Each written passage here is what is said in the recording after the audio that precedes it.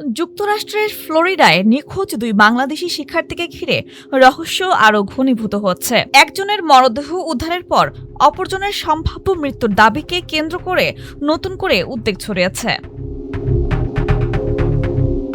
University of south ফ্লোরিডায়ের শিক্ষার্থী জামিল লিমনের মরদেহ সম্প্রতি হাওয়ার্ড ফ্র্যাঙ্কল্যান্ড ব্রিজ এলাকা থেকে উদ্ধার করে আইনশৃঙ্খলা বাহিনী। এই ঘটনায় তার রুমমেট হিসাম সালেহকে গ্রেফতার করা হয়েছে। তার বিরুদ্ধে মৃতদেহ গোপন, প্রমাণ নষ্ট এবং সহিংসতার অভিযোগ আনা হয়েছে। তদন্তকারীরা ধারণা করছেন ঘটনাটি এককভাবেই ঘটিয়েছে ওই রুমমেট। তবে হত্যার পেছনের উদ্দেশ্য এখনও স্পষ্ট নয়। মৃত্যুর সুনির্দিষ্ট কারণ জানতে পোস্টমর্টেম রিপোর্টের অপেক্ষায় রয়েছে পুলিশ।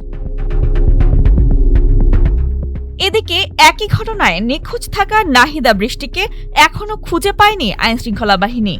তাকে উদ্ধারে পানিতে ডুবুরি দলসহ অভিযান অব্যাহত রয়েছে। তবে নিখোঁজ শিক্ষার্থী নাহিদা বৃষ্টির ভাই একটি ফেসবুক পোস্টে লিখেছেন তার বোনও আর বেঁচে নেই। তবে এ বিষয়ে পুলিশ বা সংশ্লিষ্ট কর্তৃপক্ষের থেকে এখনও কোনো আনুষ্ঠানিক বক্তব্য পাওয়া যায়নি। গত ১৬ এপ্রিল নিখোঁজ হওয়ার পর থেকেই এই দুই শিক্ষার্থীকে ঘিরে তদন্ত চলছে। পুরো ঘটনাটি বাংলাদেশি কমিউনিটি সহ সংশ্লিষ্ট সবার মধ্যে গভীর উদ্বেগ সৃষ্টি করেছে। তদন্তকারীরা বলছেন ঘটনার রহস্য উদ্ঘাটনে কাজ চলছে এবং নিখোঁজ শিক্ষার্থীকে উদ্ধারে সব ধরনের চেষ্টা অব্যাহত রয়েছে। ডেস্ক রিপোর্ট, আজকের পত্রিকা।